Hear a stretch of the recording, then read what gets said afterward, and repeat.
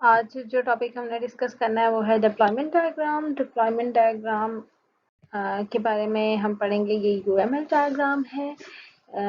आप जो लेक्चर देख रहे हैं उसका सब्जेक्ट है object oriented software engineering. Course code है CSE 304। I am Momina Shaheen from CS department, commerce university, Lahore campus. Today we will discuss what is deployment diagram, then we will move towards why we need deployment diagram and why we use it, then its symbols and notations. After that we will move toward how to create the deployment diagram with its demonstration video. So let's discuss why the deployment diagram is used.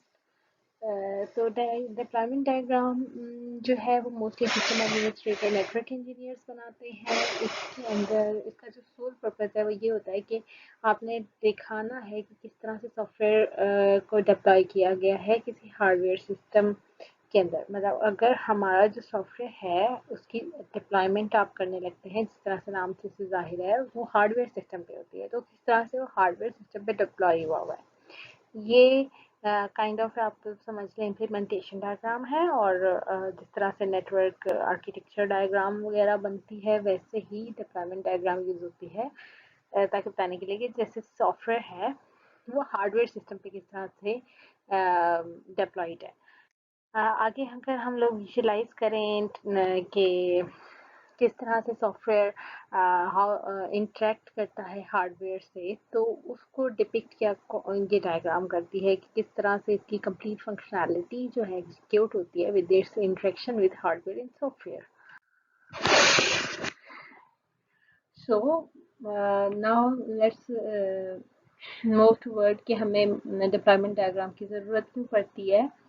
तो अगर हम लोग कोई software बनाने जा रहे हैं तो उसके लिए अगर वो एफिशिएंटली वर्क करे उसके लिए ज़रूरी है कि हमें उसके हार्डवेयर का भी पता होना चाहिए, तो ही वो किसी अच्छी क्वालिटी का सॉफ्टवेयर बनेगा कि उसके हार्डवेयर से किस तरह से इंटरेक्शन है उसका, ये सारी अंडरस्टैंडिंग के लिए बनाई जाती है डिप्लॉयमेंट डायग्राम। इसके अलावा अगर हमें देखना है कि सॉफ्टवेयर किस तरह से प्रॉपरली वर्क कर रहा है, किस तरह से एक्यूरेटली काम कर रहा है, तो उसके लिए भी डिप्लॉयमेंट डायग्राम की बहुत ज़्यादा ज़रूरत पड़ती है।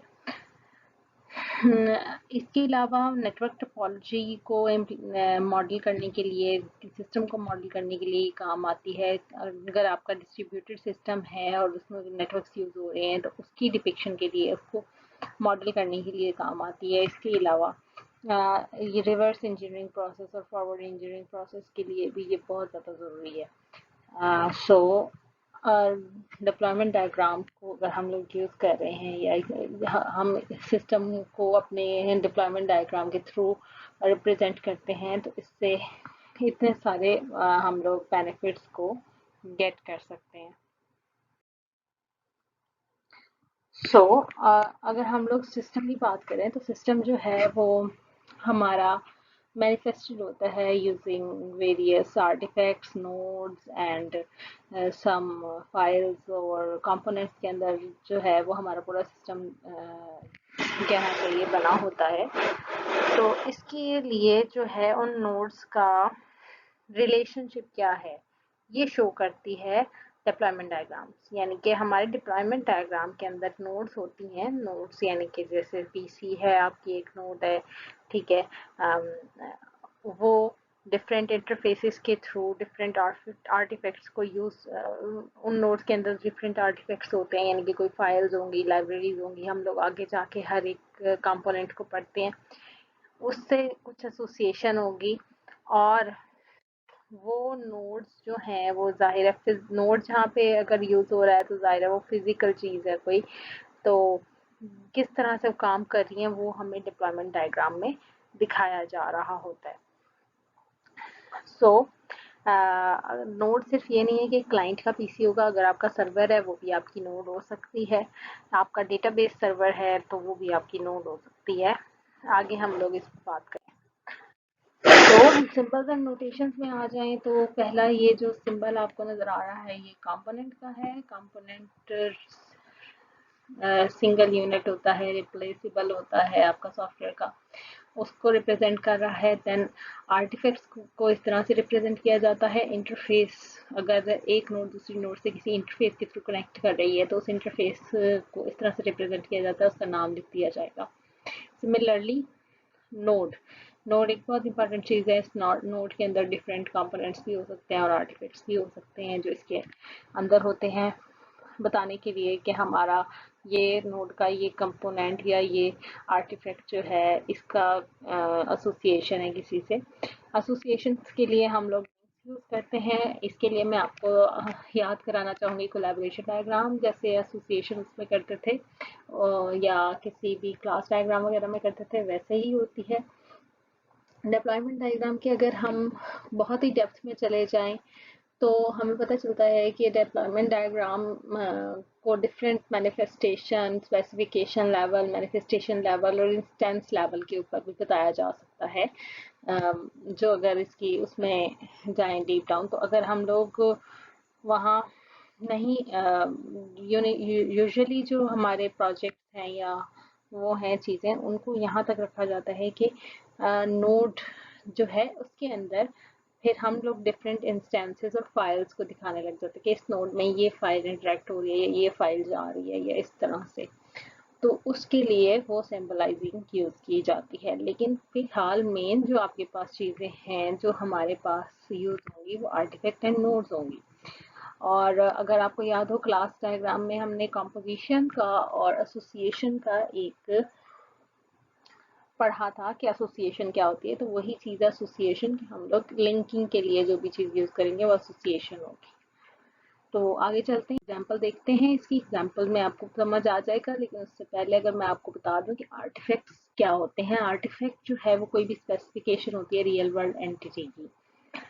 रियल वर्ल्ड एंटिटी यानी कि जो कि एग्जिस्ट कर रही है आपके कोड में या आपके फ्रेमवर्क के अंदर, कोई ऐसी चीज़ है जो एग्जीक्यूटेबल है या डेवलपमेंट प्रोसेस से इसका यूज़ की गई है, तो उससे हम आर्टिफैक्ट कहते हैं। अब आर्टिफैक्ट किस किस तरह की हो सकती हैं उसके बारे में आपको यहाँ से आइडिया हो जाएगा। Source files, executable files, database files, scripts, DLL files, user manuals, documentation, output files, ये सारी जो है इस तरह की फाइल्स आर्टिफैक्ट्स कहलाती हैं। ये इसको सिंबलाइज इस तरह से भी किया जा सकता है। ये आपको दिख रहा है, ये आर्टिफैक्ट्स का सिंबल है और इसको इस रेक्टेंगल के अंदर प्रेजेंट किया गया है। तो आर्टिफैक्ट का कोई फाइल नेम होना चाहिए, यानी कि आर्टिफैक्ट का कोई फाइल नेम तो लाजमी होता है, उसके थ्रू आप उसको शो कर देते हैं। और स्टीरियोटाइप मतलब इस तरह से आप डबल एंगल ब्रैकेट्स में लिख देते हैं, बता देते हैं, और उसमें आप लिख दोगे कि आर्टिफैक्ट है और साथ उसका नेम जो है वो मेंशन कर दोगे। अभी हम डेमो में भी देख लेते हैं। नोड कंप्यूटेशनल रिसोर्स होता है जो कि आप समझ लें आपका पीसी है या कोई भी फिजिकल थिंग जिसे आप कह सकते हैं। अब उस फिजिकल थिंग के अंदर एक या एक से ज़्यादा जो आर्टिफैक्ट्स हैं वो एग्जीक्यूट हो रहे होते हैं, और उसके बाद आप डिस्क्राइब कर सकते हो कि कोड और के कम्युनिकेशन जो है वो कोड के दरमियान या और डिफरेंट वेरियस सिस्टम्स के दरमियान किस तरह से हो रही है। तो इसको हम एक 3D बॉक्स के थ्रू रिप्रेजेंट करते हैं। 3D बॉक्स की अभी आपको मैं सिंबल दिखा देती हूँ, और साथ ही हम इसको बता देते हैं कि एसोसिएशन के साथ, यानी कि एक नोड का दूसरी नोड के साथ अगर कोई एसोसिएशन होता है उसे हम लोग सिंगल लाइन के साथ, लिंक के साथ दिखा देते हैं कि ये इस तरह से एसोसिएशन है। जैसे कि आप ये देख सकते हैं 3D बॉक्स है, यानी कि आपने अगर नोट बनानी है तो वो इस तरह से उसका सिंबल होगा। और यूजुअली जो है दो स्टीरियोटाइप्स दिए जा रहे होते हैं, यानी कि एक जिसमें आप बताएं कि ये कौन सी डिवाइस है, और दूसरा आप इसका एग्जीक्यूशन एनवायरनमेंट बताएं। तो जैसे कि आप बता सकते हैं कि ये पीसी है, या फिर ये कोई सर्वर है, या ये कोई डिवाइस है, है, तो आप इस तरह से डिवाइस बता देते हैं कि ये JVM है या जो भी है। इसी तरह से आप एग्जीक्यूशन या आपने ये बता दिया, फिर आपका नोट होगा वो एग्जीक्यूशन एनवायरनमेंट होगा आपका। ठीक है, तो आपने अगर डिवाइस बतानी है तो डिवाइस बता दें, या फिर एग्जीक्यूशन एनवायरनमेंट है तो वो आप बता दें कि भाई ये आपका एग्जीक्यूशन एनवायरनमेंट है। तो अब कुछ लोग जो है अगर for example Java virtual machine use कर रहे हैं तो आप वो रिप्रेजेंट कर देते हो कि ये जावा वर्चुअल मशीन है। सो अगर वर्चुअल मशीन आप यूज़ कर रहे हो तो वो भी एज नोड ही यूज़ कर रहे हो तो वो नोड ही होगी। इसके अलावा बाकी एलिमेंट्स जो हैं डिप्लॉयमेंट डायग्राम में, सबसे पहला वो एलिमेंट है एसोसिएशन, जो कि डिफरेंट बॉक्सेस को या डिफरेंट नोड्स को आपस में कनेक्ट करता है। उसके बाद जो है कंपोनेंट जो है वो सॉफ्टवेयर एलिमेंट को डिपिक्ट करता है। रेक्टेंगल के साथ दो टैब्स बनी होती हैं, वो कंपोनेंट होता है। इसके अलावा डिपेंडेंसी डैश लाइंस होती है। इसके लिए मैं फिर से याद करवाऊंगी आपको, क्लास डायग्राम में पढ़ा हुआ कि डिपेंडेंसी के लिए डैश लाइंस यूज होती थी और डिपेंडेंसी क्यों यूज होती है। सो मैं रिपीट नहीं कर रही, वो लेक्चर में आपको पता है कि डिपेंडेंसी किस लिए यूज होती है। नेक्स्ट इंटरफेस जो है वो सर्कल के तौर पे यूज होता है। ये किसी रिलेशनशिप को शो करवाता है कि अगर कोई ऑब्जेक्ट जो है वो दूसरे ऑब्जेक्ट से कम्युनिकेट कर रहा है तो वो किस इंटरफेस के थ्रू कर रहा है, तो उसको डिपिक्ट करने के लिए नोड विद इन नोड, या नोड जैसे कि हम जानते हैं कि सॉफ्टवेयर और हार्डवेयर ऑब्जेक्ट है, तो नोड के अंदर अगर एक नोड है तो उसे कहते हैं नोड एज कंटेनर।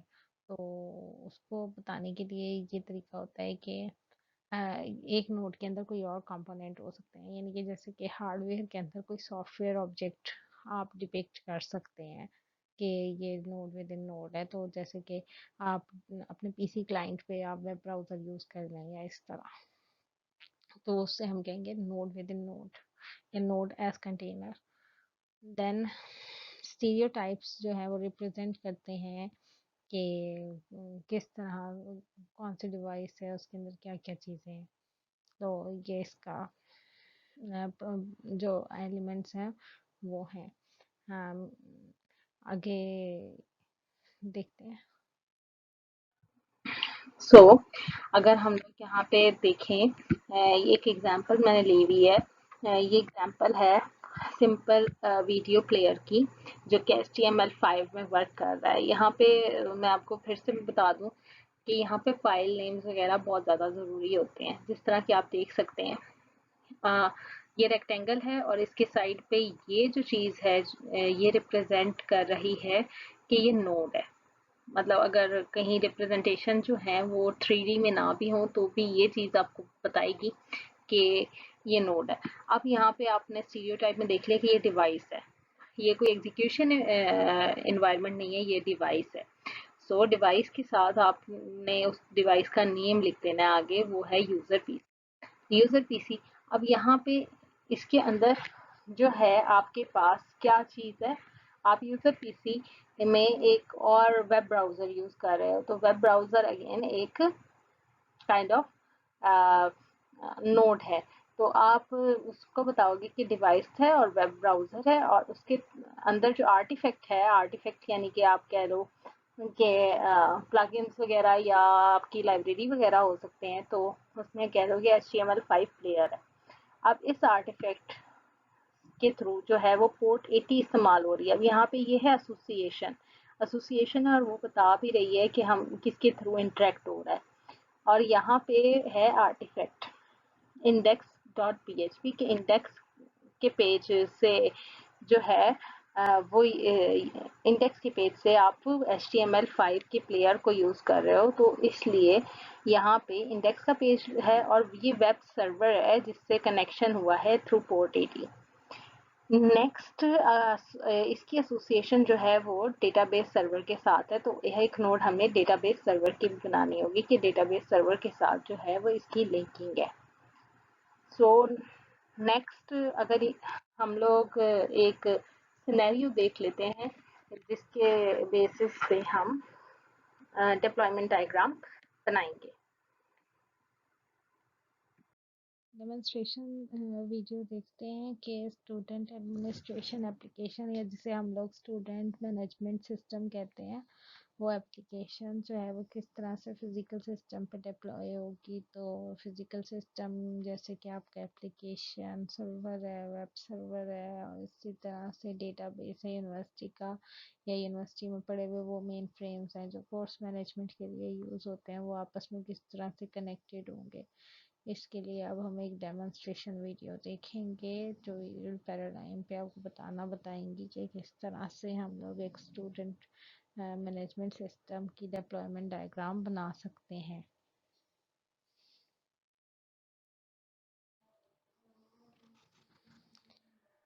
अब अगर हमने यहाँ पे देखना है कि किस तरह से हम एक स्टूडेंट एडमिनिस्ट्रेशन सिस्टम की डिप्लॉयमेंट डायग्राम बनाने वाले हैं, तो सबसे पहले हमें पता होना चाहिए कि हम यहाँ से जो चीज़ें हैं उन्हें चूज़ कर सकते हैं, such as artefact, notes and etcetera. So यहाँ पे नोट का है, तो पहले मैं बता दूं कि हमारे पास एक वेब सर्वर होना चाहिए, एक एप्लीकेशन सर्वर होगा, एंड देन एक डिवाइस होगी मेन फ्रेम जिसमें कोर्स मैनेजमेंट वगैरह हो रही है, जैसे कोर्सेज आप लोगों को ने लेने होते हैं। उसके बाद कोई डेटाबेस भी होगी, जाहिर है डेटाबेस में कोर्सेज वगैरह सारा कुछ स्टोर है। तो अब हमारे पास जो मेन नोड्स आ गई, एक तो वो है आपका वेब ब्राउज़र जिससे आप कनेक्ट कर रहे हो। देन आपके पास हो सकता है एक एप्लीकेशन सर्वर, इस तरह रख लेते हैं। देन एप्लीकेशन सर्वर के साथ एक आपका क्या कहना चाहिए, कोर्स मैनेजमेंट सिस्टम होगा, जिसे आप कह सकते हैं मेन फ्रेम सिस्टम, जो आपके जो लोग कोर्स मैनेजमेंट वगैरह कर रहे हैं उनके पास होगा। देन आपके पास एक डेटाबेस सिस्टम हो सकता है, एक सेकेंड, डेटाबेस सिस्टम, और एक डेटाबेस सिस्टम हो सकता है।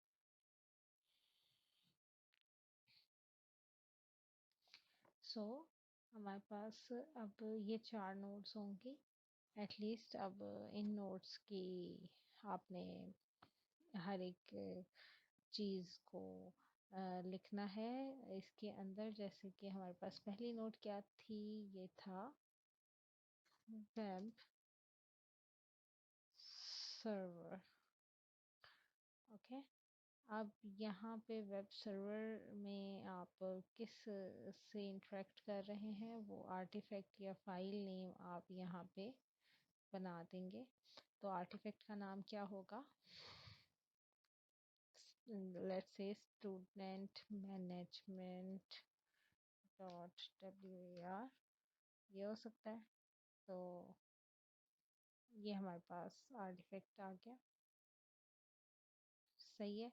इसके अलावा हमारे पास ये क्या हो सकती है, ये हमारे पास अगेन एक डिवाइस है, तो हम यहाँ स्टीरियोटाइप में डिवाइस कर देते हैं इसको, और बता देते हैं कि हमारे पास एक डिवाइस है, सही है। अच्छा, अब यहाँ पे विजिबिलिटी इसकी पब्लिक कर दी, यहाँ पे डिस्क्रिप्शन में हम कर देते हैं ये है application server, sorry web server then application server.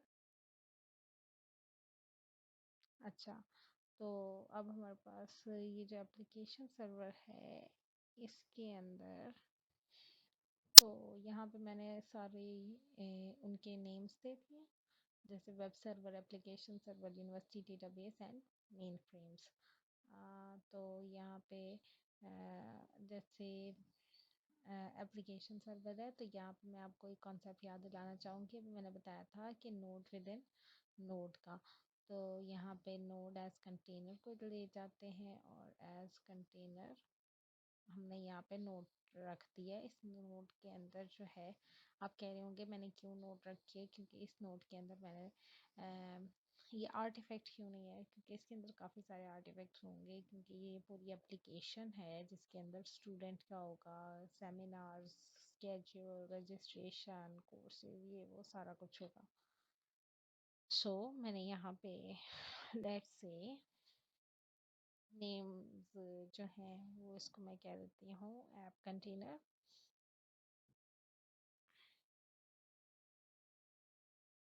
Okay, या आप इसका जो भी आपकी एप्लीकेशन का नाम हो वो रख सकते हैं। साथ ही इसके अंदर बाकी की जो चीज़ें हैं वो एज आर्टिफैक्ट मैं प्लेस करती जाती हूँ।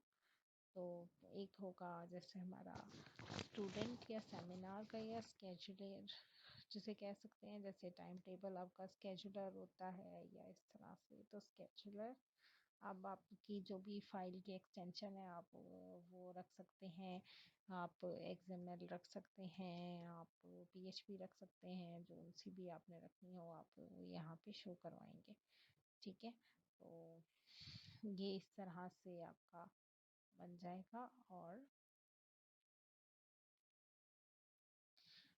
इसके अलावा अ, ये आप देख सकते हो, साथ में कोई और आर्टिफैक्ट रखना चाहूँ इसके अंदर, जैसे कि स्टूडेंट्स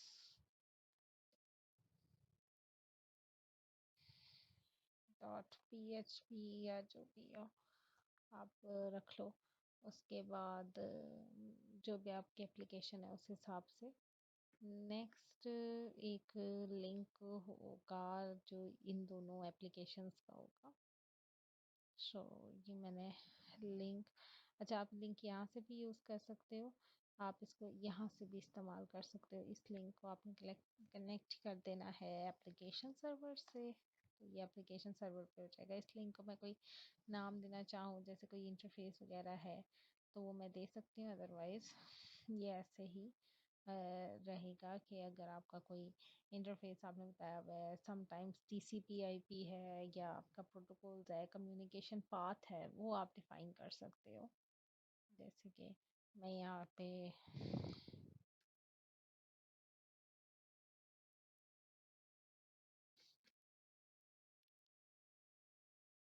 टीसीपी आईपी लिख देती हूँ। सिमिलरली आपने जो है मेन फ्रेम्स के अंदर जो होगा वो क्या लेगेसी सिस्टम होगा या कोई कोर्स मैनेजमेंट होगी या जो भी है आपका कोई आर्टिफैक्ट होगा, तो आप इसको कर सकते हो, एक आर्टिफैक्ट यूज़ करो और यहाँ पे कोर्स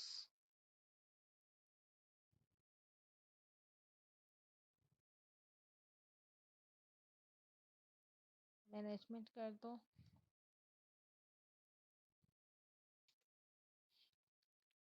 ठीक है, और इस कोर्स मैनेजमेंट को आपने